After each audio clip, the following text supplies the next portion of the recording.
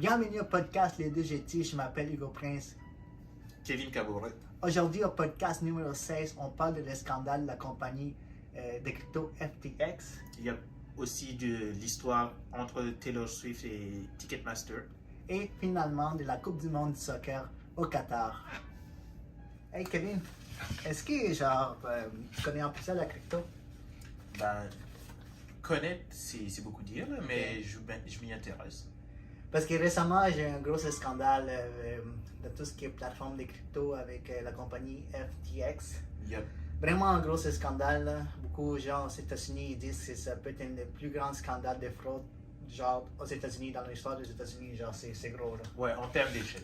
Parce que le scandale, la compagnie n'a pas inventé le scandale en tant que tel. Là, on dit juste qu'il a pris, comment on dit, de l'argent de sa compagnie d'échange pour la donner à une autre compagnie qui faisait de l'investissement et qu'il a perdu cet argent. Mais on va mettre un peu plus en contexte pour ceux qui nous écoutent et nous regardent. Genre, FTX, c'est vraiment une plateforme d'échange de crypto. Fait que tu prends une crypto, genre Bitcoin, tu peux l'échanger pour un autre coin. Puis tu peux aussi l'échanger pour l'argent aussi fiat. Exact. Fait que les gens vont là, puis bon, genre, faire des transactions en Bitcoin, changer des coins, des crypto-monnaies. Ouais. Ça a été fondé par Sam Bankman-Fried et l'autre c'est Gary Wang, un ex de Google, en 2000, je pense, 17, ou je suis pas toujours sûr de la date, 2019. Ok, puis c'est avant que ça fasse faillite, parce qu'ils ont vraiment déclaré faillite, c'était une des 5 plus grandes plateformes d'échange de crypto-monnaies au monde. Ouais. Okay? Vraiment, une des top 5 là. Fait que Sam Bankman-Fried, là, On va l'appeler SBF. SBF ou juste Sam, Yep. vraiment un gars vraiment genre intelligent on va dire là, mais vraiment un gars qui... Intelligent, je sais pas. Mais en fait, Qui inspire confiance. qui inspire confiance. Intelligent, je sais pas parce que ce gars-là a vraiment donné une bonne image de lui-même. Là. Les magazines Fortune, je pense qu'ils l'ont déclaré les prochains Warren Buffett. Oui. C'est une grosse affaire. Là. Ben, Vous connaissez Warren Buffett, c'est un investisseur, là, Mais- les célèbres investisseurs américains. Là. est-ce que tu te souviens de comment il avait eu ça? Non. Ok. Ces gens, comment dire, il avait vu une différence sur le prix du Bitcoin entre le marché aux États-Unis et le Ouais. marché au Japon, si je me souviens bien. Ok. Fait qu'il rachetait les Bitcoins au Japon et il les vendait aux États-Unis dépendamment du prix du Bitcoin. Ok. Mais parce que là, tu dis, bon, c'est pas, là, je ne connais pas personnellement, puis j'ai manqué de voir genre des entrevues vidéo de lui pour voir comment est-ce qu'il parle et tout, pour voir comment est-ce qu'il... J'ai lu des articles, mais lui, en tant que tel, j'ai pas vraiment écouté de podcast, vraiment son élocution. Quand tu dis qu'il n'est pas intelligent, j'imagine qu'il faut avoir une certaine intelligence pour aller vraiment dans tout ce qui est crypto, vraiment deep, profond de même. C'est pas qu'il est pas. Il s'y connaît dans son domaine. Ok. Mais les moves qu'il a fait, c'est pas des moves les plus intelligents. Ouais, mais les moves qu'il a fait, c'est genre Je des te moves donne un pas exemple. éthiques. Peut-être il y a d'autres choses comme. Ouais, l'exemple de base, c'est il a mis comme une de ses anciennes fréquentations comme président, CEO de sa compagnie d'investissement. Ouais, la compagnie Alameda Research Ouais. qu'il avait fondée en 2017. En fait, c'est sa première compagnie, c'était genre une firme de trading. Puis c'est-à-dire que, mais genre, avant qu'ils fondent FTX, ils avaient fondé ça. Puis je pense qu'en 2019, ils ont fondé FTX. Puis les gens ont commencé, après tout ce qui s'est passé, le scandale, les gens ont commencé à aller vraiment regarder son historique du gars-là. Parce que les gens l'ont déclaré comme un certain génie, ok, pour tout ce qu'il a fait. Dans les articles que j'ai lus, bien évidemment. Ouais. Puis là, il regardait qu'Alameda Research, avec elle, qui est la fille qui est genre CEO, je pense que lui avait mis là, ils avaient perdu environ 3,7 milliards de dollars. Ouais, c'est ça. Il y a beaucoup de personnes qui lui donnaient beaucoup de, comment dire, de crédit Ouais. parce que ses parents ont travaillé dans, comment dire, la réglementation de la fraude. Mais ses parents sont genre, c'est des professeurs à Stanford. Ouais. Ouais. Et lui, dans tout ça, on se dit, il s'y connaît un peu dans qu'est-ce qui n'est pas de la fraude, genre. Ok. Qu'est-ce qui est et qu'est-ce qui n'est pas de la fraude. Ok, fait que ses parents connaissent, je sais pas exactement dans quel genre de type genre dans quel type de... Qu'est-ce qu'ils s'enseignent, mais genre ils s'enseignent des trucs d'économie, fraude, j'imagine. Ouais, c'est littéralement des avocats de la fraude. Genre. Ok. Fait que Euh, le truc, c'est. Ben, juste pour clarifier un truc, il y a beaucoup de gens qui lui ont fait des endorsements, ouais. mais qui avaient un intérêt à l'endorser. Exemple, Ouais. Kevin O'Leary, il a fait beaucoup de la promotion de FTX et tout, mais il était un partenaire payé par FTX. Oui, mais il y a beaucoup de gens qui étaient derrière lui qui le baquaient parce que la manière qu'il fonctionnait, puis genre, top 5 des compagnies d'échange de crypto, genre, vraiment, j'ai pas vu, comme je t'ai dit, les entrevues, mais je pense que c'est quelqu'un qui avait une bonne élocution.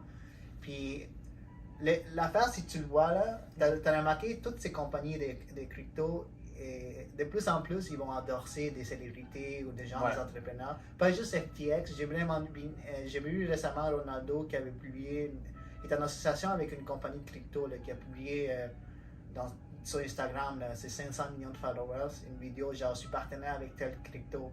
Fait que c'est pas juste FTX, mais il y avait beaucoup de gens qui voulaient backer cette compagnie justement à cause de lui. Genre. Ben, juste, ok. Pour donner des exemples pour les gens qui à ce point-là, normalement, il y a eu beaucoup de couverture de presse, mais FTX, le stade des Miami Heat portait leur nom. Exactement.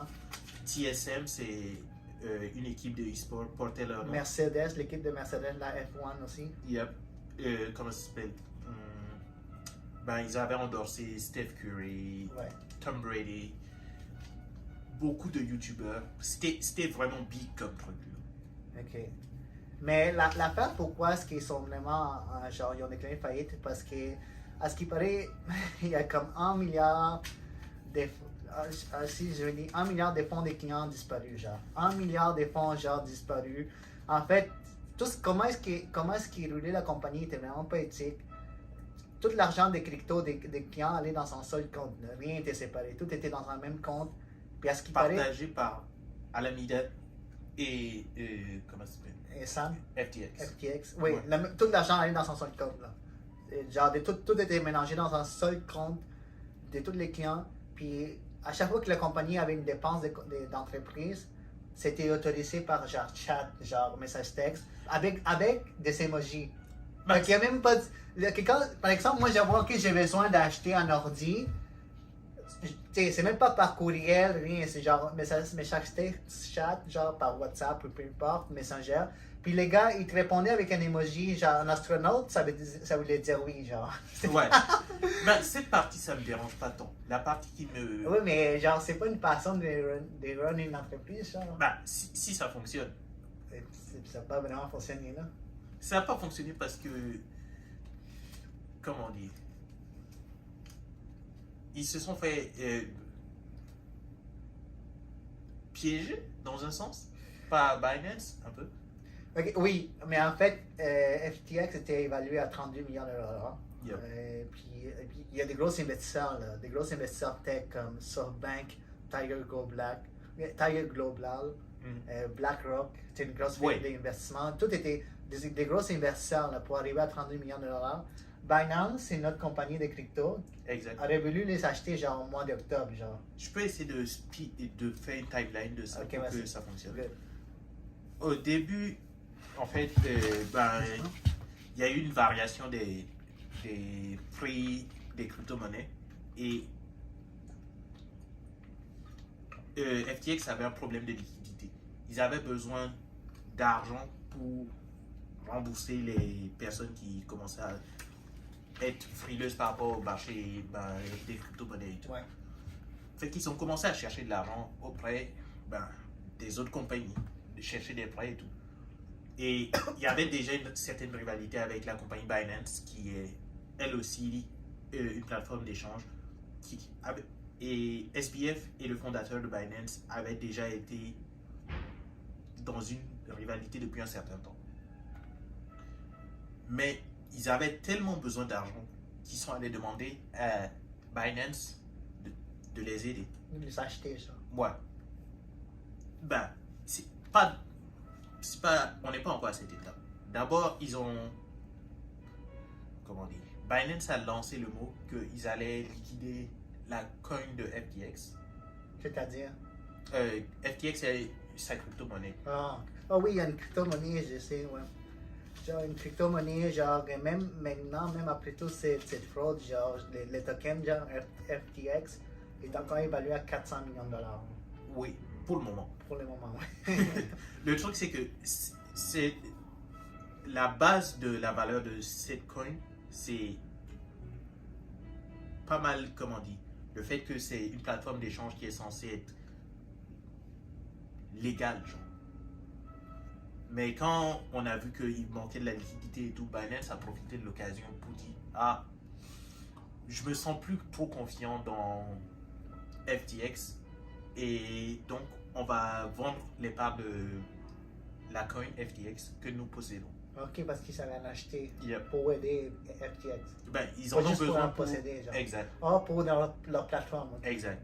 Fait que il a lancé ce message-là, mais il l'a lancé sur Twitter, genre. Mais ça, c'est en regardant vraiment la compagnie, parce qu'ils avaient un intérêt pour peut-être les acheter, ils ont regardé leur finances, puis ils ont dit il y a quelque chose qui ne marche pas. Ah non, on n'était pas encore rendu là. Ok, mais Ça- ils ont senti quelque chose, genre? Ouais, ben c'était la période où justement les prix de tous les cryptos étaient en train de. Ah, puis de ça, drop. à cause de ça, Ils ont commencé à regarder et tout, Ouais. et ils voyaient que FTX avait des problèmes de liquidité. Ok. Même sans regarder leurs finances profondément. Pas encore. Ok. Et à ce moment-là, ben, quand ils ont lancé ce mot-là, SBF a proposé au propriétaire, au CEO de Binance, de racheter ses parts à 2 fois la valeur, un truc du genre. Mais, comme on dit, ils sont en rivalité depuis longtemps. Là. Ouais. Fait que si FTX venait à fermer, Binance pourrait juste les racheter Ah, et il pourrait gagner du marché. ok. Fait que le CEO a répondu en gros, ben pas en gros là, il a dit non, on n'est Ok, pas fait intéressé. ils voulaient que la valeur baisse, Yep, pas vraiment qu'il fasse faillite, mais baisse tellement bas pour qu'ils puissent l'acheter facilement. exact. Mais écoute, c'est genre, c'est parce que au niveau de la fraude, là, c'est genre, comme je te dis, 1 million de On n'est dollars. même pas encore rendu dans T'es la pas fraude encore encore. rendu? Yo, là ça c'est la partie business. Ouais. C'est la partie deux chars qui se regardent et puis ils se disent yo, toi je vais te bouffer. Ouais. Mais à partir de là, il y a, comment on dit, ben, il commence à avoir des négociations et puis ils finissent par communiquer comme quoi FTX va se faire dépanner par Binance. Et là, ils demandent les rapports Ok. pour pouvoir faire une inspection, pour voir si le deal peut aller de l'avant. Et à partir du moment où Binance a dit nous on se retire, tout le monde a dit yo, il y a quelque chose qui se passe là. Ok. Parce que c'était vraiment bizarre qu'ils se retirent. Ouais, parce que ils veulent la place. Ouais, ok, je comprends. La valeur est au plus bas. SBF, il veut pas vendre le truc, mais il est obligé de le vendre. Et là, Binance dit, nah, nous on touche pas à ça. C'est là que les gens ont commencé à regarder de plus près, justement, ok, comment la compagnie FTX fonctionne. Et on a remarqué qu'il y avait plein de loopholes, de backdoor Ouais. entre Des trous, Alameda Ouais. et FTX. Ok. Il y avait des fonds qui circulaient entre les deux compagnies. Or que c'est pas censé arriver. C'est pas légal. Puis en même temps, ce qui paraît, il y avait 4 autres compagnies subsidiaires où Yo. l'argent circulait aussi. As-tu vu l'organigramme? Non, mais je sais qu'il y avait 4 autres compagnies subsidiaires, tous des FTX, où ce que l'argent passait, puis c'est pas fait légalement. Puis récemment, en 2000, genre, même pas une année, je pense l'année passée, ils ont amené leur bureau chef aux Bahamas. Ouais. Le pire endroit. Ok, c'était pas à cause de la chaleur, c'était parce que là-bas, ça. Les gens, ben, pour ceux qui ne savent pas, le Bahamas, c'est un paradis fiscal. Ouais, exactement. Fait on a découvert, après tout, les gens ont dit, ont commencé à poser des questions. Fait qu'on a découvert qu'en fait, genre, les parents, genre, des Sam, ils avaient des maisons de vacances, genre, d'une valeur de 16,4 millions de dollars. Yeah. Puis c'est des professeurs de Stanford. Puis là, on se demande, ok. Parce que Sam, il était comme milliardaire. Là. Il avait beaucoup d'argent. Ouais. Il était dans le top 100 des personnes les plus riches. Fait qu'il avait déjà l'argent. Fait qu'en plus, c'est dit, ok, lui, il a acheté des maisons genre, pour ses parents. Mais aussi, il y avait comme, si je lis mes notes, c'est pas juste lui, il y avait Sam, ses parents, puis des cadres supérieurs de FTX qui ont dépensé environ 121 millions de dollars en immobilier au Bahamas, genre, pour 19 propriétés. 121 millions de dollars, genre. L'argent vient d'où? Fait que c'était beaucoup d'immobilier avec l'argent qu'on dit, OK, ça vient d'où cet argent? S'il faut, ils se sont rendus compte que peut-être cet argent venait vraiment des fonds des investisseurs. Ouais, des fonds des investisseurs, de l'argent de leurs clients. C'est une fraude complètement. Fait que là, maintenant, ils ont fait faillite. Puis je pense au mois de décembre, les congrès américains ils ont regardé ça, ils ont dit hey, ça n'a pas de bon sens, l'argent, c'est $1 million qui a disparu. Ils ont installé un nouveau CEO, un nouveau PDG pour regarder ce qui s'est passé. Puis les gars, ils ont dit yo, c'est la pire histoire que j'ai vue de ma vie, genre de ma carrière. Là. Il y a plein de loopholes et tout, puis l'argent qui a disparu. Là. Ouais, t'as dit CEO, mais c'est plus quelqu'un qui va enquêter sur le truc. Ouais, mais comme un PDG, genre, il prend les fonctions, genre, de ça pour regarder vraiment en détail. Puis au mois de décembre, qui s'en vient, le USA House Financial Service Committee va avoir une audience. Ils vont amener Sam, ils vont nous dire OK, où l'argent. Puis bon, écoute, je sais pas s'il va aller en prison. En prison, c'est relatif, là. Ouais, toi, tu penses? C'est la fraude quand même énorme. Quand tu vas en prison, quand tu es milliardaire, es-tu vraiment en prison? Non. C'est ça la question. Le truc, c'est combien de temps va prendre le procès? Parce que cette histoire-là, c'est une Bernie Madoff V2. Là. Ouais. Bernie Madoff, oui. Yeah. Fait que ça peut prendre 5 ans, c'est un autre fraudeur vraiment connu, une grosse histoire aussi. Oui. Tu penses que ça va prendre aussi longtemps? Pour démêler ça, là? Facile. Est-ce que tu penses parce qu'il est riche que ça va prendre plus de temps? Si c'était quelqu'un genre qui pas trop riche, mais genre il a fait la fraude, il est en prison genre la prochaine année, genre. Plus tu as d'argent, plus tu peux engager de processus pour te défendre. C'est juste ça. Ouais. Mais genre, il y a des histoires qu'il avait donné plein d'argent, il a investi plein d'argent dans la business de sa sœur. Ouais. Ça aussi, ils sont en train de regarder ça. Puis, mais Sam, c'est quelqu'un qui vraiment, il avait une manière de penser philanthrope, ok? Je sais lui, il a vraiment, en fait, parce que lui, il a étudié à l'université de MIT, oui. Yep. Puis son prof, un de ses profs l'a vraiment inspiré pour qu'il parte vraiment dans la philanthropie. Puis il a dit, tu peux faire plein de choses, mais si tu veux aider le monde, il faut que tu fasses plein d'argent. Fait que ça l'a vraiment incité à aller en business. Puis même que jusqu'à la fin, genre, il était encore en contact avec son prof. Il voulait faire plein de projets philanthropes, genre il voulait prévenir une guerre nucléaire, arrêter les pandémies, beaucoup de ces choses-là. Fait il y avait un esprit un peu genre aider le monde, mais aussi un peu un esprit genre je fais de la fraude puis je m'en fous de mes clients, genre. Ouais. Il a pas. Je sais pas à quel point c'était je m'en fous de mes clients. C'est plus on fait ce qu'on veut.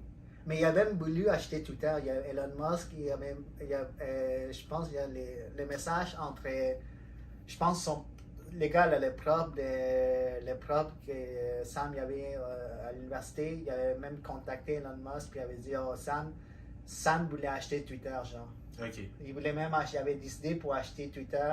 Puis il y a d'autres choses que les gens parlent beaucoup aux États-Unis, c'est que FTX avait vraiment, Sam, il y avait vraiment beaucoup d'argent à la famille Clinton, puis au Parti démocrate. Ça, j'ai pas regardé en détail. Fait qu'il y a tous ces côtés-là. Les républicains sont tout le temps en train de dire, mais voilà quelqu'un qui battait les démocrates qui fait de la fraude.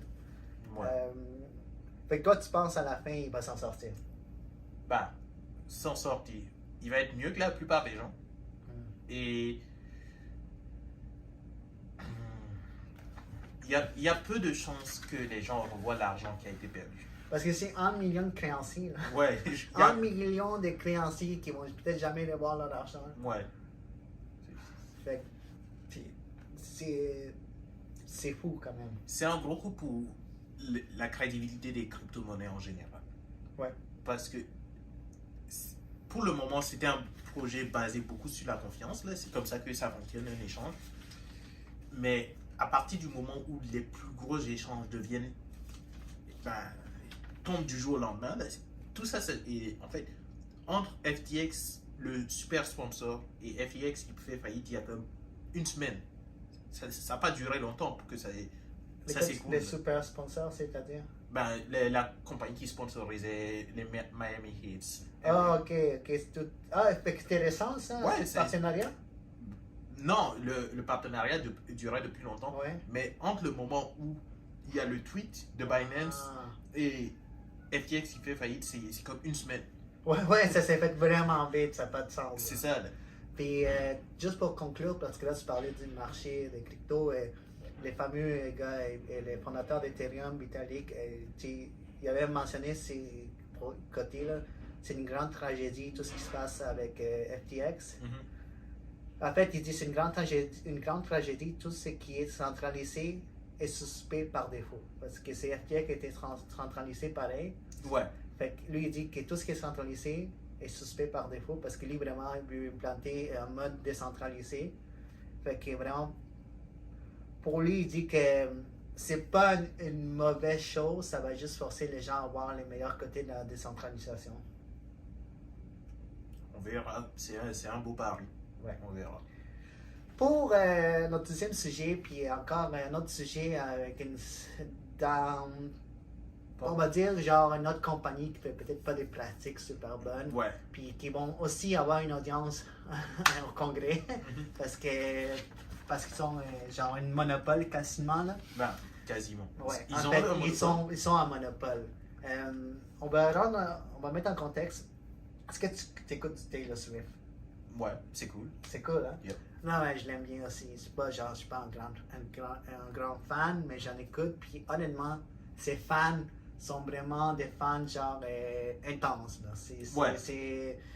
C'est des fans qui attendent genre. Parce que récemment, en fait, Taylor Swift a sorti un nouvel album. Il s'appelle Midnight au mois d'octobre. Puis elle a égalé son record de vente. Genre son record de vente d'albums, genre avec son dernier album il y a 5 ans, je pense. Je l'ai ici, Reputation. Fait qu'elle a regardé son record personnel de vente.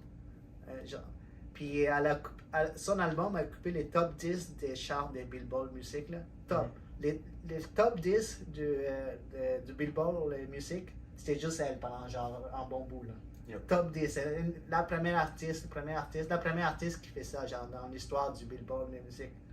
Fait que les 10 chansons, c'était elle. Les tops, c'était elle. Record de ventes égalé. Puis là, les gens, elle a sorti un album, les gens s'entendent en tour. Yeah. Exactement. Fait qu'elle a décidé, oui, je vais faire un tour. Elle va commencer au mois de mars.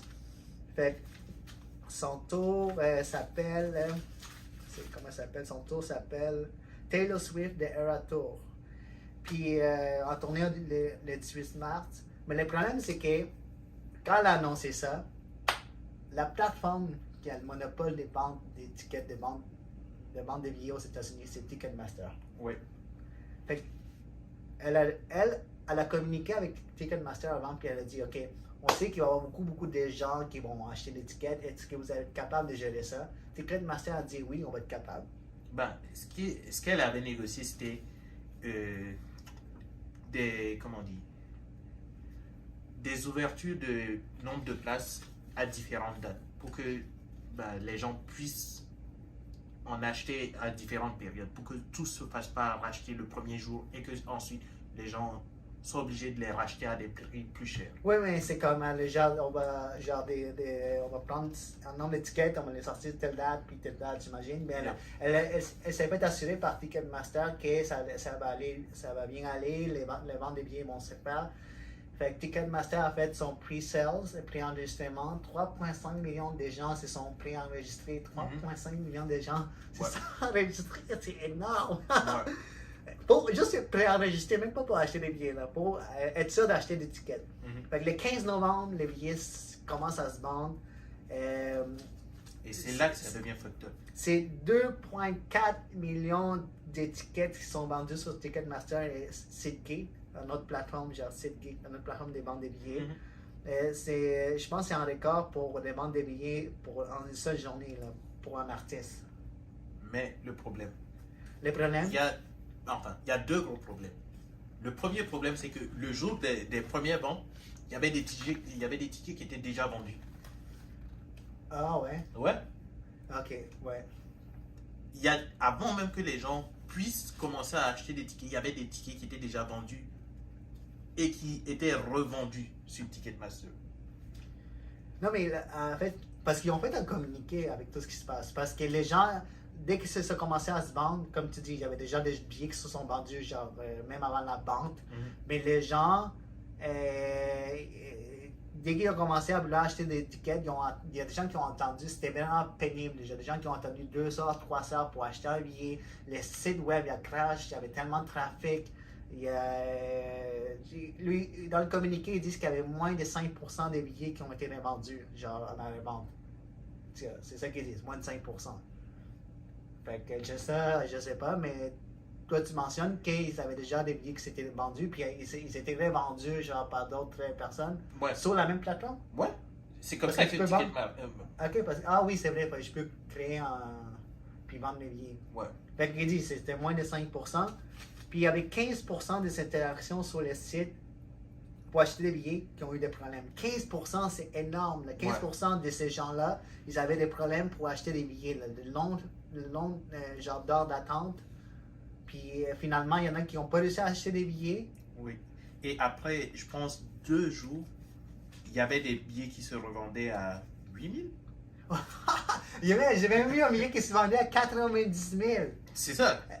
J'ai vu ça passer, je sais pas si c'est fake ou non. Là. Ben, ça, c'est le top du top. Là. C'est 90 000. J'espère que tu es assis devant elle. Genre, Ouais. t'es là, tu la vois genre dans ta face. Parce que si tu es assis en haut, puis 90 000, c'est cher. Ça peut être, en fait, à ce qui paraît, ça peut être, ça devrait être la tournée la plus lucrative de l'histoire, genre de toutes les tournées d'artistes. Ouais. Genre plus dans les milliards. C'est gros, là. Fait que, mais en fait, genre, Ticketmaster a été fusionné avec Live Nation.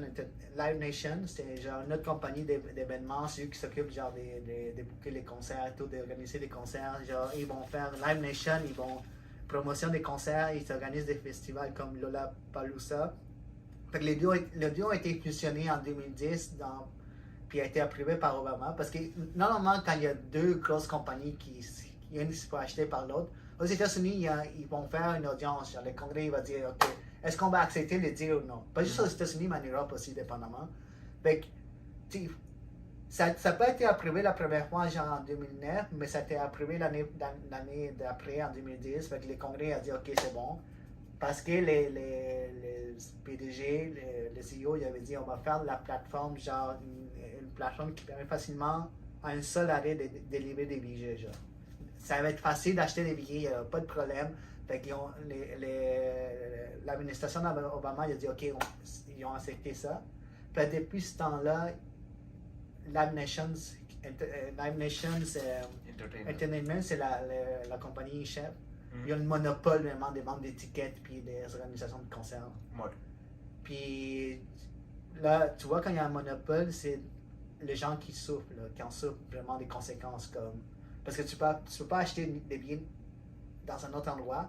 Là, il faut que tu passes genre 2-3 heures de ta vie à attendre de pouvoir acheter un billet. Et quand tu vas finalement acheter un billet, le site crash. Puis là, il faut que tu recommences ça. Puis les prix aussi, genre les prix énormes, là, 90 000 $ pour un billet. Là. 90 000, je pense, c'est le cas exceptionnel qui va faire les gros titres. Oui, mais quand même, mais genre... juste quand tu es rendu à comme 8 000 un billet? Ouais, c'est cher. C'est pas parce que c'est Taylor Swift. Même 1000 pièces. Taylor est vraiment populaire. Ouais. Puis j'imagine que ses shows sont vraiment bons. Je suis jamais allé, peut-être je vais laisser aller juste pour voir. Puis il y a une bonne ambiance, une très bonne ambiance. Puis les fans l'aiment. Taylor, genre, fait de la bonne musique. Mais genre, en rendu à 8 000 $ billet ou genre 1 000 $, c'est quand même beaucoup, là. Puis je pense... 1000, je comprends si t'es un fan. Oui, quand même, mais genre... 8 000. 8 000, c'est beaucoup, puis beaucoup, c'est des jeunes filles. C'est pas genre c'est des jeunes filles qui vont demander à leurs parents d'acheter un ticket la plupart des temps. Là. Puis ils vont pas aller tout seuls, ils vont aller en groupe des filles, puis ils vont aller avec leurs parents, vont leur accompagner. Il y en a qui vont aller par eux-mêmes, qui vont acheter un billet, mais genre, je pense qu'il y a quand même une audience vraiment jeune, Taylor. Ouais, ouais. Ben, j'avais pas pensé trop à l'âge, là, mais c'est sûr que il y a ce facteur-là. Ce qui est énervant, c'est la frustration de, OK, si on l'achète pas sur Ticketmaster, il n'y a pas d'autre option. Ouais. Parce que c'est son pote, j'ai déjà, Live Nation a déjà, en 2019, a déjà attiré l'attention, j'ai déjà contraint des lieux à utiliser Ticketmaster. Fait que quand toi, tu veux organiser quelque chose, tu organises quelque chose, puis Live Nation se dit, ah, tu dois vendre tes billets sur Ticketmaster, sinon tu vas pas pouvoir les vendre. Tu sais, ils ont déjà fait ça, là. Ils ont déjà en 2019, puis ils ont même été avertis par les congrès et tout de ces pratiques-là. Fait que déjà, si vous n'avez pas vu, il y a un épisode de Johnny Lever dans Last Week Tonight qui parle de ça. C'est funny. Fait que tu sais, je comprends qu'il y a une compagnie comme là, on parlait de Binance FTX, ils vont s'acheter un lot pour dominer le marché, mais genre quand c'est rendu juste une seule compagnie, puis t'en as quelques-uns genre petites qui sont pas capables de grandir, mais il y en a un qui contrôle, puis il peut faire n'importe quoi avec les prix, puis là s'il arrive quelque chose, parce qu'ils ont dit dans le communiqué, oh, on n'est pas parfait, c'est ce qu'ils ont dit, puis on fait juste célébrer le fait que Taylor Swift est vraiment genre populaire. On est vraiment content de sa popularité, c'est ce qu'ils ont dit. Puis ils ont dit, oh, la solution, c'est qu'on va apporter de nouvelles technologies pour les futurs, pour arranger ça, pour pas que ça crache des sites, blablabla. Mais ils parlent pas vraiment des prix et tout. Là. Ils veulent juste, oh, mais on va améliorer vraiment l'aspect genre de notre site. Genre, pour pas que ça crache la prochaine fois. C'est ça qu'ils veulent dire. Ils vont se faire acheter par Google. Mais il y a déjà des sénateurs américains et aussi genre qui parlent genre vraiment qu'il faut séparer Live Nation et Ticketmaster puis ça devient plus le monopole. Fait ils vont aussi avoir une audience au Congrès genre prochainement. Je pense pas que ça va se rendre à ce niveau-là. Mais ça prend une compagnie avancée technologiquement pour gérer des projets de cette envergure. Genre Live Nation et Ticketmaster, ok. Puis ils vont pas innover. C'est plus les autres qui vont innover pour rattraper ces compagnies-là, mais. Ouais. Mais. Ils n'ont pas. Comment dire. Ils n'ont pas. La réputation qui vient avec, c'est pas la réputation d'une force technologique. C'est la réputation de. C'est louche. Il y a des deals qui se font. Il y a des gens qui ont accès à des billets à bon dos. Oui, parce que justement, dans l'audience, les sénateurs qui vont faire ça, ils veulent savoir combien de billets sont vendus à des entreprises ou à des gens VIP. Ouais. Parce que là, tu mentionnais justement dans le début qu'il y avait déjà des billets qui sont vendus, avant même la vente des billets. Fait que, tu parles des louches, est-ce que Ticketmaster déjà tout de suite donne des billets, fait la vente des billets dans des compagnies qui sont genre compagnies qui connaissent? Ben, c'est plus que. Ok. Dans l'émission de John Oliver, il expliquait qu'il y avait des bots qui étaient capables d'acheter des billets. Fait que, seconde zéro, il y a des bots qui achetaient comme 10 000 billets. Ouais, exactement. Ouais. Et qui les remettaient la seconde d'après. Ah ouais? Ouais. Et Ticketmaster, il fait. Sur Ticketmaster. Ouais. Mais Ticketmaster, il fait rien pour ça. Ouais, mais c'est vrai, s'ils parlent de nouvelles technologies, j'espère qu'ils vont compter les bots. Parce que c'est aussi à cause des bots qu'il y avait un grand trafic dans leur site. Il y avait tellement de bots, puis tellement de gens qui n'étaient pas préenregistrés qui sont arrivés, puis là, ça fait tout le problème. Mais tu sais, ils ont mentionné de nouvelles technologies. Est-ce que ça veut dire qu'ils vont créer de nouvelles technologies pour combattre les bots? Est-ce que tu serais prêt à aller voir Taylor Swift dans un concert? I'm down. Il faut trouver des billets. Ouais, non. Celui-là, on va attendre. Là. Je sais même pas si elle vient à Montréal. Non, j'ai même pas checké. Peut-être. Ça se peut. Je sais sûrement Toronto. Là, JT and Swift. Hamir. Si on fait ça, on fait un vlog. On le met sur le compte de l'entreprise. Yeah. On demande 80 000. On demande à Sam de nous acheter des tickets. Yo. FTX, bro. Yeah. Non, Est-ce que tu penses? On va voir. Taylor Swift, Montréal, bro. Swift. Montréal. Let's see.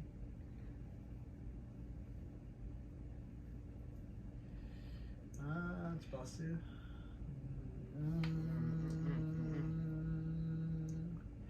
2022. Où ça? Mais c'est pas possible en 2022. Mais vous, vous regardez ça, je sais pas si sûrement ceux qui sont fans connaissent, là, sûrement. Ouais. On va regarder ça genre après. Là. Non, pas Montréal. Elle vient pas à Montréal? Non, c'est aux États-Unis. Juste aux États-Unis? Ouais, à date. Ah, on n'a pas encore ouvert ces shows genre international? Yep. Ok, good. Fait que c'est ça. Fait que là, on va passer au troisième et dernier sujet, quand même un peu plus chargé. Bon, on est en pleine Coupe du monde du soccer 2022 au Qatar. Le soccer, le sport numéro 1 au monde. Écoutez, la Coupe du monde est vraiment un événement qui est un des événements sportifs les plus vus au monde. Ouais. Le dernier, c'était en 2018. Là, on est en 2022. Normalement, ça se fait en été. Là, on est en hiver. Il y a beaucoup, ça se fait à cause de surtout de la chaleur au Qatar. Parce que vous avez le Qatar, Moyen-Orient. Pendant l'été, il fait extrêmement chaud. Ouais, genre, il y a des climatiseurs dans les rues. Ouais. Fait que là, ils ont dit, on peut pas le faire là, en été, mais on va le faire en hiver. Puis à ce qui paraît, en ce moment, c'est une bonne période. Il y a quand même une bonne cote d'écoute, en ce qui paraît. Genre, je sais pas si c'est plus que l'été, mais ça a l'air que ça se voit. Les gens voient les matchs. Puis, mais on va commencer dès le début, OK? En 2010, le Qatar gagne son pari pour être hôte du mondial de 2022, OK? Ouais. Mais avec beaucoup de controverses. Exact.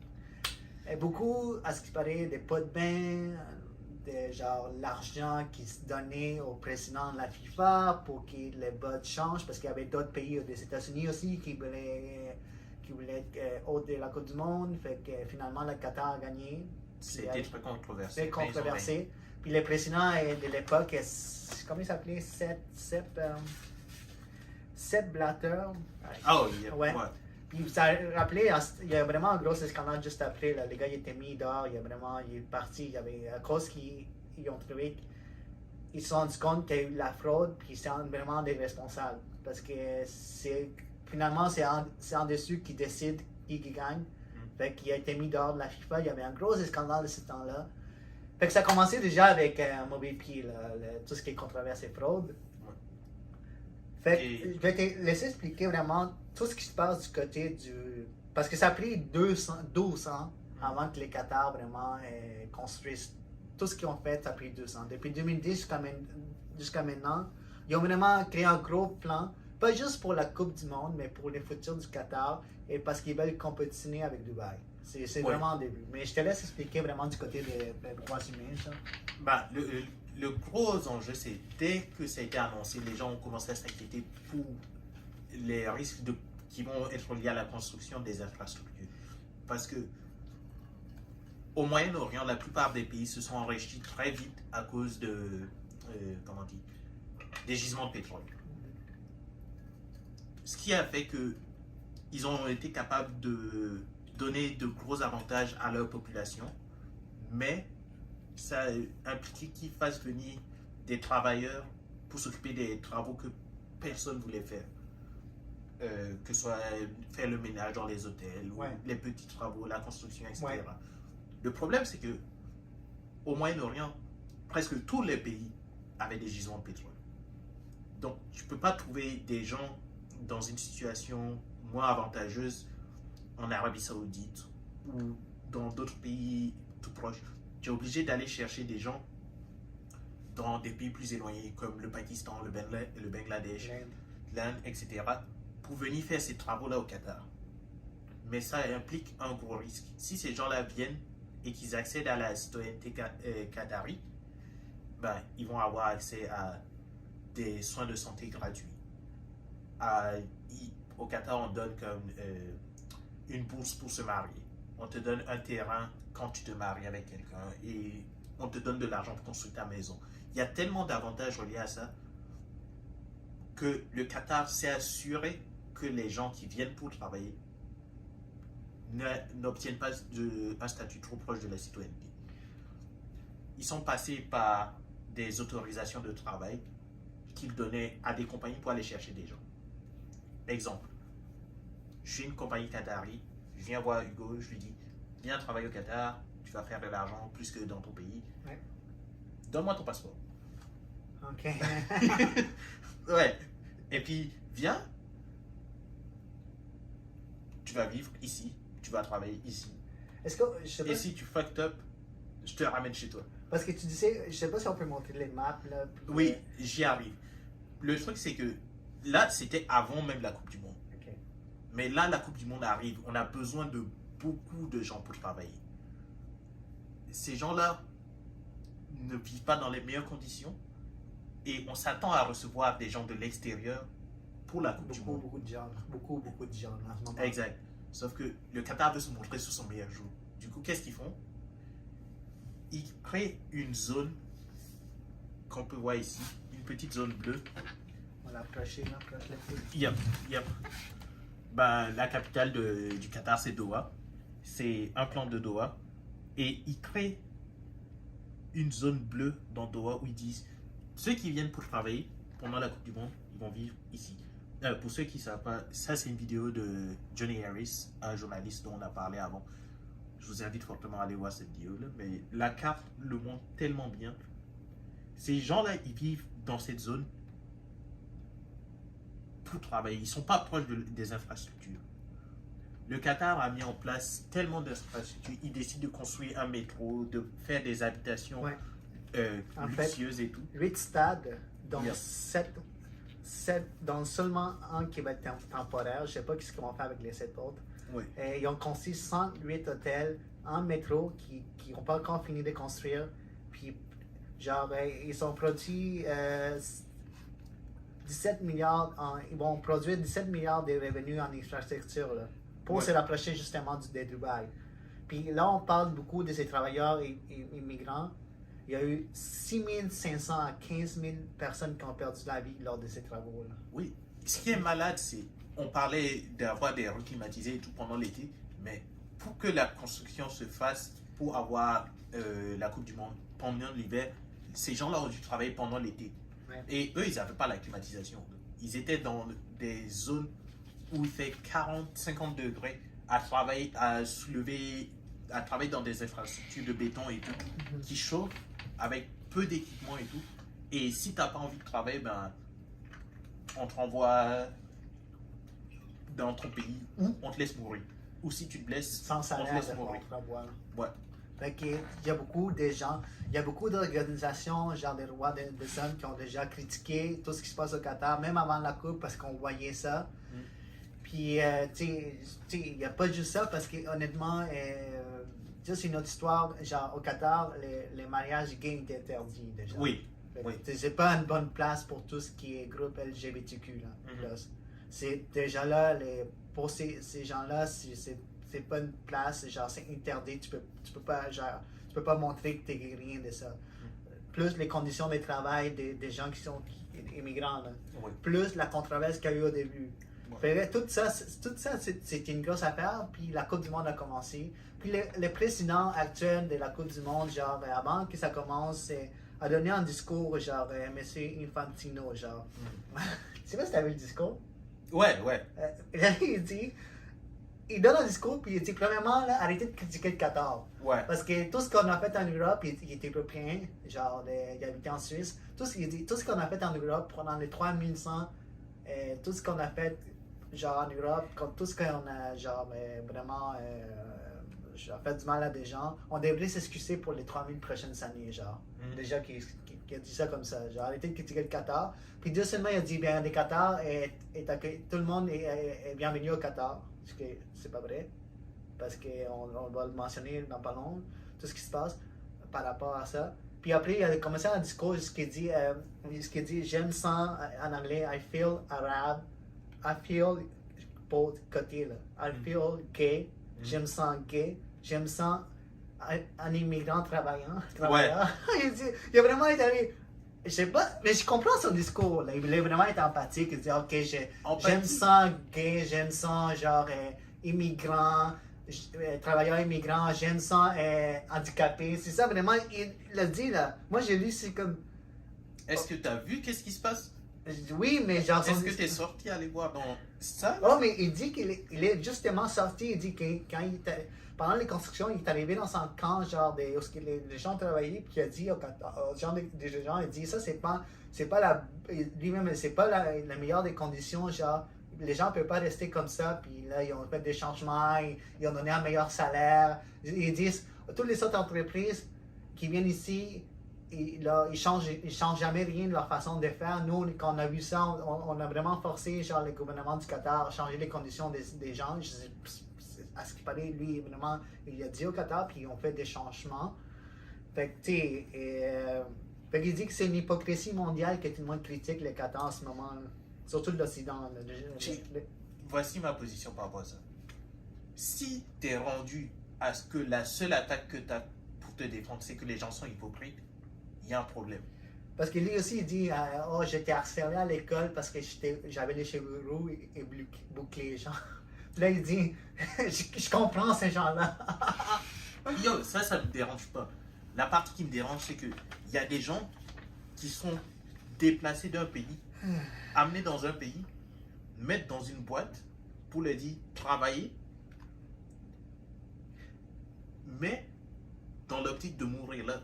Mais ces gens-là, la FIFA, sont déjà, ils savent, ils sont au courant de tout ça, là, mais ils se cachent, ils critiquent, ils vont juste mettre la faute sur d'autres. Ah, c'est l'Europe, arrêtez de critiquer, vous avez fait des choses plus pires. Puis, tu sais, beaucoup de gens pensent qu'Infantino, le président de la FIFA, est encore plus greedy, il veut faire plus d'argent que l'ancien président. Là. Il est plus, lui, son but, c'est de faire plus d'argent, fait qu'il s'en fout des conditions. Justement, la Coupe a déjà commencé et puis la FIFA, notre sujet, avait fait beaucoup de publicités par rapport à l'inclusion, genre. Dire que tout le monde est accepté, le Qatar va accepter tout le monde, tout ce qui est LGBTQ, ils ont fait beaucoup de promotions. Sur les réseaux sociaux, ils montraient le rapport des LGBTQ. Puis les jours de la Coupe du Monde, même beaucoup d'équipes européennes, Allemagne, Angleterre et autres, avaient décidé, genre, depuis quelques mois, de porter un brassard, genre, les brassards. Pride. Avec l'arc-en-ciel. Ouais, mais c'est genre One Love, quelque chose comme ça. C'est un brassard vraiment pour l'inclusion, genre, pour dire qu'on accepte tout le monde. Fait que je sais pas, c'est un brassard, c'était quoi déjà les brassards? Je peux essayer de retrouver ça. Ouais. Oh, One Love. Okay. One Love. Fait qu'avec les rapports des LGBTQ. Yep. Fait ils l'ont dit à la FIFA, genre quelques mois avant. Puis la FIFA a jamais répondu à ces équipes-là. Ouais. Fait que les équipes s'attendaient peut-être, avec tout ce qui se passe au Qatar, puis le fait que c'est illégal, genre de se marier, les personnes gays se marient, les équipes européennes qui avaient parti ces mouvements s'attendaient peut-être que la FIFA lui donne des amendes, puis ils disent ok, c'est pas grave, on va payer les amendes. Jamais on va porter quand même, nos capitaines vont porter les brassards. Mais finalement, le jour de la Coupe du Monde, quand ça a commencé, la FIFA a dit si vos capitaines portent les brassards, on va donner des sanctions, genre sportives, une carton jaune et tout. Yeah. Mais les équipes ont dit on peut pas risquer que nos joueurs reçoivent une carton jaune, puis peut-être un autre carton jaune, parce qu'après ils vont exclure des matchs. Fait qu'ils ont vraiment cédé, ils ont dit non, on peut pas le porter, puis ils vont porter d'autres brassards, parce que la FIFA a vraiment fait genre d'autres brassards, non à la discrimination et autres. Mais c'est vraiment les volte-face de la FIFA, genre vraiment l'hypocrisie, vraiment, des eux-mêmes qui font des campagnes d'inclusion, genre, puis après à la dernière minute, tu dis non, vous ne pouvez pas faire parce qu'en haut, le Qatar, ils ne veulent pas. Comment je décrirais ça? J'essaierai pas d'aller sur le côté de l'hypocrisie, parce que tous les gouvernements sont hypocrites. Le problème, pour moi, c'est les conditions de vie des gens là-bas. Oui, ça c'est déjà là. Écoute, ça déjà là, c'est vraiment pas bien. Qu'est-ce qu'ils ont fait, vraiment, les conditions des gens. Et ça va durer après la Coupe du Monde. Ouais. Le plan, c'est que le Qatar se développe au prix de ces personnes qui viennent travailler là. Mais ces personnes n'ont aucune possibilité de grandir avec le Qatar. Ouais, non, ça, mais j'imagine que c'est pas juste le Qatar qui fait ça, il y a d'autres pays où il se passe rien en ce moment, puis il y a même des gens pour se grandir. Mais on ne te met pas dans une boîte et puis on ne te dit pas fuck you. Regarde, je pense que sûrement il y a d'autres pays. Là, on en parle du Qatar parce que c'est la Coupe du Monde. Peut-être s'il n'y avait pas de Coupe du Monde, on n'en parlait pas beaucoup. Mais c'est juste à cause vraiment des événements d'envergure qui amènent toute l'attention au Qatar. Puis, mais c'est déjà, il y a ça, puis plein de controverses, puis plus ce qu'il fait par rapport à l'inclusion, puis toutes les volte-face qu'ils font. Puis là, moi j'ai mis une soccer, puis je regarde les matchs, mais cette Coupe du Monde est quand même folle. Fou, là. Fou, Coupe du Monde fou. Non, moi je boycotte, moi je watch pas. Ah, ok, mais moi je regarde quand même sur Twitter, puis même s'il y a beaucoup de gens, parce qu'il y a vraiment un mouvement de boycotter, je pense que, comme tu dis, la Coupe du Monde est regardée vraiment partout dans le monde. Il y a beaucoup de gens qui boycottent, c'est certain. Mais c'est un événement sportif à tout ce qui se passe dans le monde. Juste, c'est 4 ans, chaque 4 ans. Évidemment, tout ce qui se passe, les controverses, tout ce qui est par rapport au droit de l'homme, c'est inacceptable. Mais je regarde pareil la Coupe du Monde par rapport au niveau du sport, puis je suis un fan des plus petits jeunes. Yep. La Coupe du Monde, quand même, est excitante. L'Argentine a perdu contre l'Arabie Saoudite 2-1. L'Allemagne a perdu 2-1 contre le Japon. Puis l'Allemagne aussi, dans le terrain, l'équipe allemande, ils ont mis leur main, je sais pas si tu as vu, la main sur la bouche pour vraiment, genre, pour dire que tout ce qui est, qu'est-ce que tu dis, tout ce qui est par rapport, au droits humains. C'était par rapport à ce qui se passe en Nicaragua? Ouais, tout ce qui, non, l'équipe allemande a mis sa main genre, dans sa bouche pour dire tout ce qui est par rapport au droit de l'homme puis les brassards One Love. Okay. Tout ce qui est droit humain n'est pas négociable. C'est-à-dire, genre, si les gens LGBTQ sont pas acceptés au Qatar et tout ça. Fait qu'ils ont vraiment contesté ça. Pendant la photo de l'équipe, l'Allemagne, tous les gens d'Allemagne ont mis leur main dans la bouche pour indiquer comme un brassard, pour dire que genre, tout ce que vous faites genre, par rapport aux droits humains, tout ce qu'on ne peut pas porter le brassard One Love, c'est inacceptable. Mais ils ont perdu. Fait ils ont fait ça, puis ils ont perdu, puis les gens se rendent, vous voyez, quand vous ne vous concentrez pas juste sur le soccer, vous perdez, c'est ce qu'ils ont dit. Même la ministre de l'Intérieur qui est en charge du sport en Allemagne était là. Elle s'est même fait photographier avec les brassards, puis après elle a mis un manteau, là, mais elle était là vraiment. L'équipe allemande, genre la fédération allemande de soccer dit c'est pas négociable par rapport à tout ce qui est droit humain. Il y a des joueurs, il y a des gens, il y a des équipes qui contestent. Il y a même des équipes, à cause que la FIFA leur interdit de porter le brassard, il y a beaucoup d'équipes européennes qui sont en train de penser genre de sortir de la FIFA et de créer autre chose. Fait que tu sais, c'est une coupe du monde excitante. Je vois les matchs, là, les grands ils ont gagné contre les pays Wales. Oh, Pays-Bas? Non, Pays de Galles. Pays de Galles. Ouais, fait que quand même, là, quand même une bonne équipe européenne. L'Iran a gagné, là, c'est quand même fou. Puis l'Arabie Saoudite, puis le Japon, puis là, il y a aussi les pays qui sont en favoris aussi. La France a gagné, l'Espagne a gagné, ils ont écrasé le Costa Rica 7 quelque chose, 7-2. Le Canada a quand même joué bien contre la Belgique. C'est une première coupe en transition pour le Canada. On voit que les niveaux actuels du soccer, du football international est quand même vraiment élevé. C'est pas juste vraiment les pays favoris. Maintenant, beaucoup de pays asiatiques sont vraiment genre, ils ont vraiment élevé leur niveau de football. Puis vraiment, les États-Unis, les États-Unis, le Canada aussi, vraiment. Ils ont vraiment, depuis quelques années, ils sont vraiment internationalement devenus bons. Fait que moi, je vois ça, puis j'adore le sport. Puis tu vois la passion des gens, même dans les estrades et tout. Tu vois les gens, en Arabie Saoudite, genre vraiment, quand ils ont gagné, vraiment, il y a des vidéos des gens qui crient d'émotion. Les gens de l'Iran dans l'estrade qui pleuraient, genre. Les gens du Brésil aussi qui s'étaient en joie. Puis même ici, au Canada, il y avait des très bonnes, pour les jours du match contre la Belgique, il y a des 3,9 millions d'écoutes, genre de gens qui ont écouté le match genre, sur les différents médias sportifs canadiens. Fait que tu vois, moi honnêtement, le soccer, c'est le seul soccer football. On va dire juste soccer parce que c'est compliqué. Mais c'est football. C'est vraiment le sport que ça rejoint le monde en entier. Genre, tu peux pas voir ça. Tu sais que tu vas voir l'équipe de l'Iran jouer au hockey. Il pourrait. Oui, mais est-ce que tu vas voir, est-ce que tu vas être capable de voir, est-ce qu'ils sont capables de compétitionner avec des grandes équipes? Historiquement, le football est déjà à cette place où c'est big. Oui, mais c'est ça que j'aime voir, c'est tous ces pays. Je pense qu'il y a 8 ans, il y avait la Corée du Nord. Il y a 4 ans, il y avait la Russie parce que c'était les autres. Il y a des pays comme la Pologne. Puis il y a tu sais, si chaque pays améliore son équipe nationale, ils vont pouvoir être représentés dans la Coupe du Monde.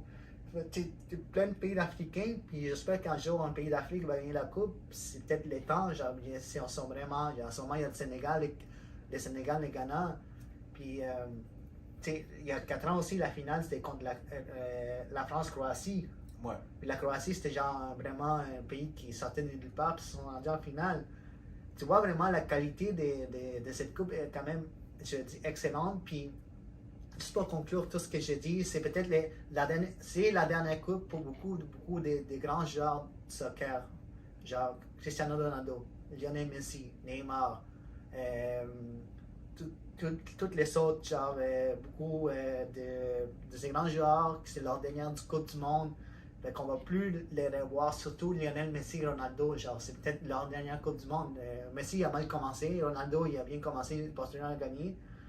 Mais c'est de voir qu'on est vraiment genre peut-être en point tournant de soccer, où ce que les pays s'améliorent, les pays qui étaient peut-être pas très bons avant s'améliorent, puis ils deviennent une meilleure compétition, puis tu as des légendes qui vont peut-être prendre leur retraite, puis on va peut-être plus jamais les revoir. Je comprends comme il y a beaucoup de controverses, mais c'est l'amour du sport, man, c'est genre. J'aime le sport, mais là, le Qatar si le mouvement, comment on dit, pour les droits humains prend plus d'ampleur, ça m'intéresserait. Mais les gens qui représentent les organisations ne sont pas prêts à le dire que c'est pas acceptable. Mais là, est-ce que tu as boycotté les derniers Jeux Olympiques? C'était. En Chine. Ouais, j'ai quasiment rien watch. Mais c'est pas. T'as juste pas watch, mais t'as pas dit je vais boycotter ça.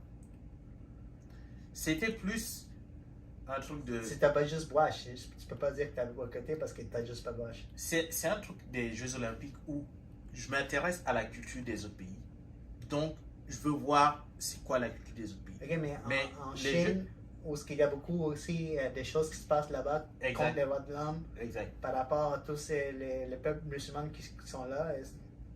Toi, tu t'es pas dit, ok, je vais boycotter la Chine, mais je vais regarder, là, je vais juste parler, mais je vais regarder les Jeux Olympiques pour la culture des pays. Non, c'est même pas là. C'est ça que j'essaie d'expliquer. C'est un truc de. Déjà, les Jeux Olympiques, c'est pas un truc où j'irai regarder tous les trucs. La Coupe du Monde, j'irai regarder, c'était cool. Mais la Coupe du Monde en 2018 en Russie, est-ce que tu l'avais regardé? Non. Okay. Pas par boycott parce que tu dis la Russie et tout ce qu'ils font, mais juste parce que ça t'intéressait pas? Ça m'intéresse pas trop. À ce moment-là? Ouais. Okay. La finale, ça m'intéressait.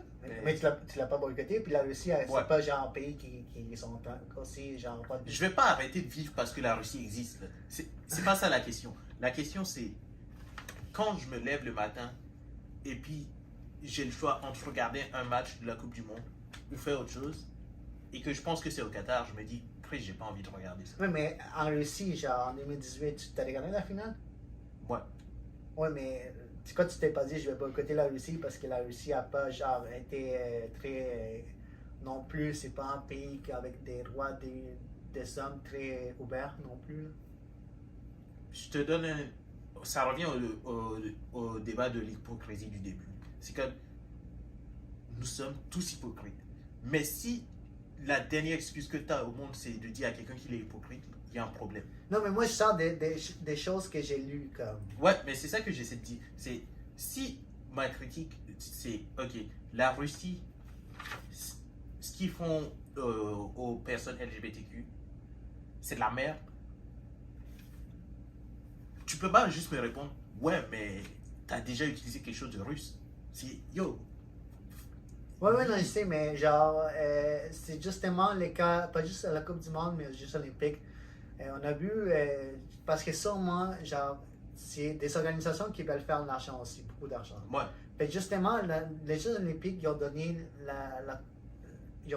l'organisateur des Jeux olympiques, ils ont donné à la Chine 2 fois, été et hiver, qui sont hôtes des Jeux olympiques.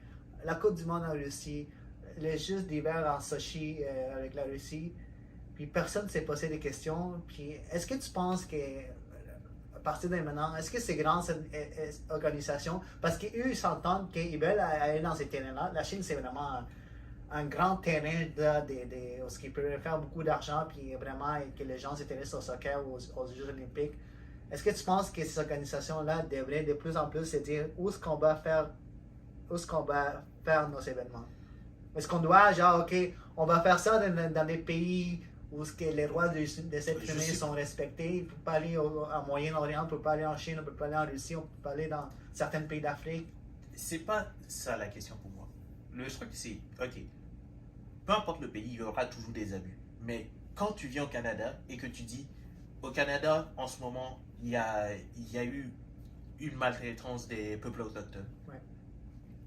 Les gens, ils vont dire, ouais. Est-ce que tu vas boycotter les Coupes du Monde en 2026 parce que c'est au Canada? Non.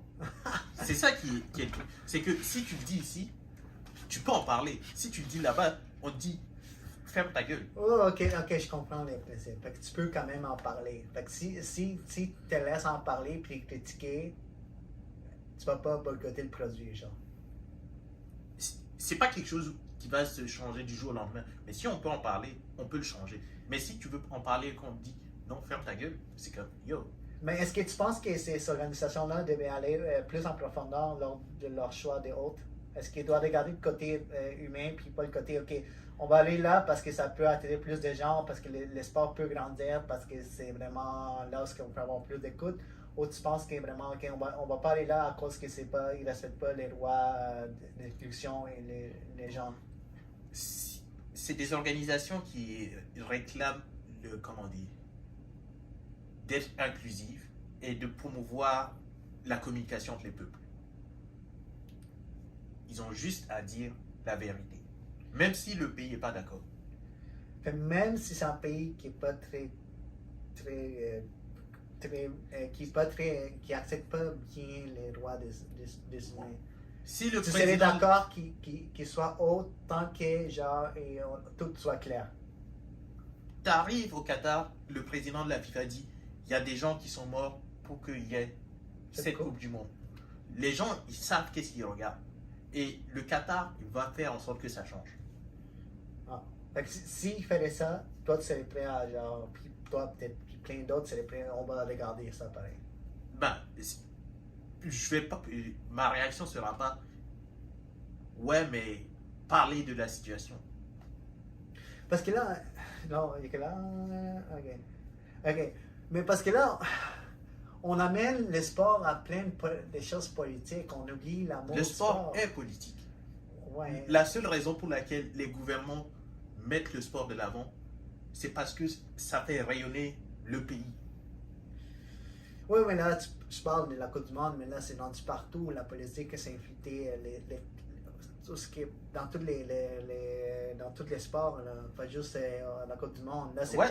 plus c'est une grande controverse à cause du pays, mais genre, ça peut être ici, l'NFL, que c'est passé avec un des genres. C'est politique. Comment il s'appelle, le genre, là? J'ai pas son nom. C'est lui qui a mis les genoux par terre, là. Ouais, j'ai pas son nom. Ouais, mais tout c'est genre des stances politiques et tout, là. C'est littéralement les gens, comment on dit, beaucoup de gens mettent de l'avant les icônes du sport parce que on les imagine comme des, comment dire, des modèles. Et comment dire, l'industrie du sport profite de ce modèle-là. Si tu vois les joueurs de soccer, ils arrivent, ils sont très très bien, comment dire, entraînés médiatiquement. On fait en sorte qu'ils soient prêts à parler dans des entrevues. Ils sont toujours bien habillés, bien coiffés. Ils sont faits pour apparaître devant les médias. Surtout ceux qui sont les plus connus, ouais. Oui. Mais justement, juste pour contrer ça, parce que, tu sais, beaucoup de ces grands joueurs ont tendance, je sais pas, parce qu'on n'a pas vraiment une bonne couverture du soccer ici, genre. Peut-être si je suis allé en Angleterre ou dans un autre pays, n'importe quel genre dirait quoi, les gens, ça passait à la télé, tu sais.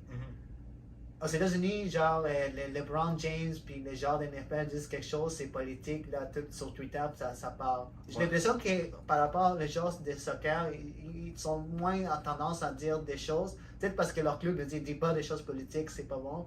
Mais, tu sais, genre, justement, Cristiano Ronaldo est sorti récemment, a fait une grande entrevue avec Piers Morgan par rapport à sa carrière.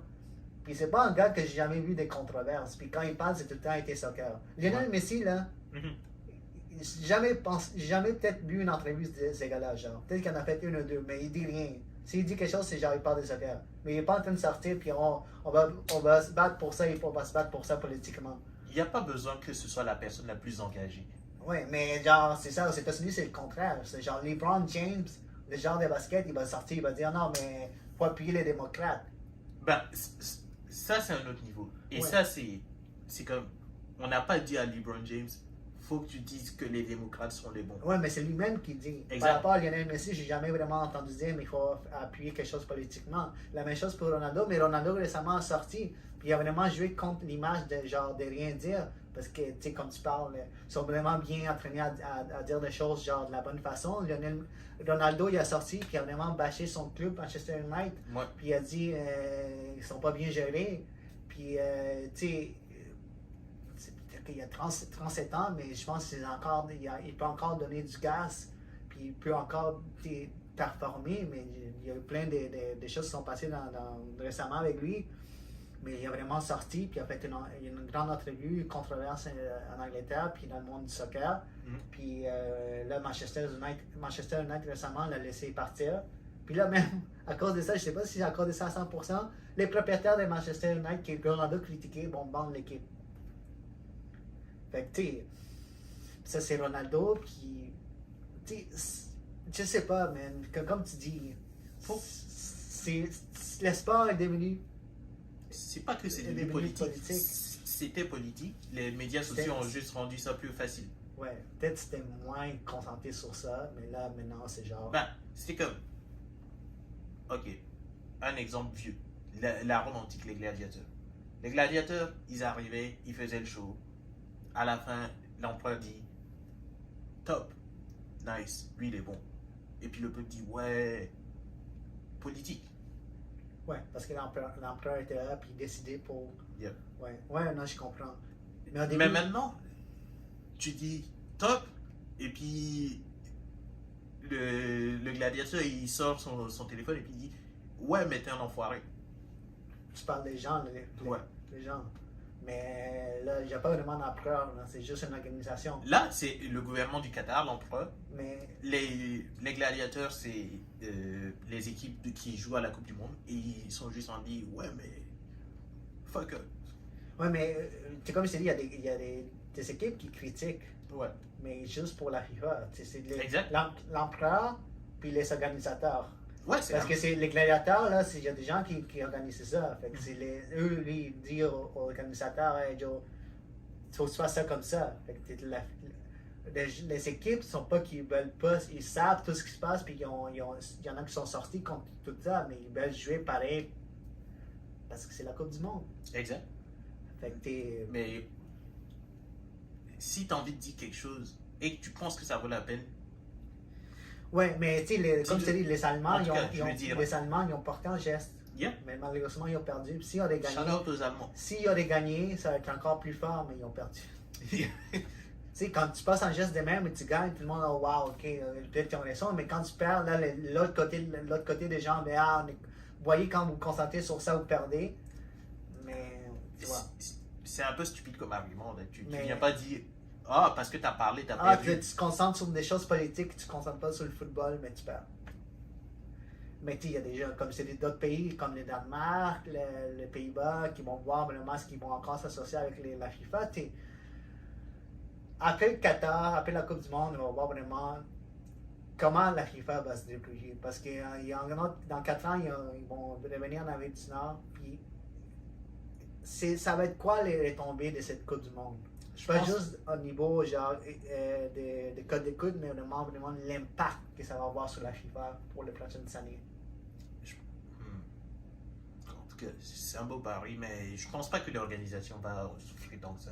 Je ne crois pas qu'elle va changer. Non. Mais écoutez, moi, je sais pas si tu fais des prédictions, moi j'aimerais ça une coupe genre Portugal, Argentine. En fait, moi c'est Portugal-Mexique, genre, je sais pas s'ils sont s'ils vont se rendre en finale, mais à ce qui paraît, l'Argentine et le Portugal ils ont une chance de se rendre en finale. Si c'était un match de Lionel Messi et Ronaldo, si c'était le match du siècle, si c'était genre les plus grands nombres de coupes du monde, parce que c'est les deux plus grands.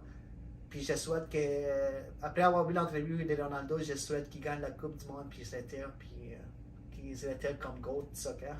Ah. Et que finalement, on connaît la réponse, c'est qui est meilleur entre Lionel Messi et Ronaldo. Parce que s'il y a quelqu'un qui gagne la Coupe, ça va être cette personne-là qui va être la meilleure. Non, c'est Messi. No debate. Mais t'as-tu une prédiction, même si tu ne rates pas? Je connais même pas les groupes. Ok. Mais je prends l'Iran. Fuck off, man. Let's go l'Iran. ça serait une grande surprise. Ouais. Mais écoute, c'est vraiment un gros sujet. La Coupe du Monde est encore en cours. Peut-être en parler, genre, quand ça va finir, puis vraiment, genre, une semaine après, qu'est-ce qui s'est passé, les résultats et tout. Écoutez, ceux qui veulent regarder le sport, ceux qui veulent boycotter le sport, c'est à vous de décider. Et puis, restons informés, Yep. restons concentrés. Puis une finale Argentine-Portugal. Yep. Commentez, qu'est-ce que vous pensez de tout ça? Ouais. Et Puis, puis, c'est on ça. se revoit bientôt. Abonnez-vous à la chaîne YouTube, puis laissez des commentaires. Puis merci beaucoup. Ciao.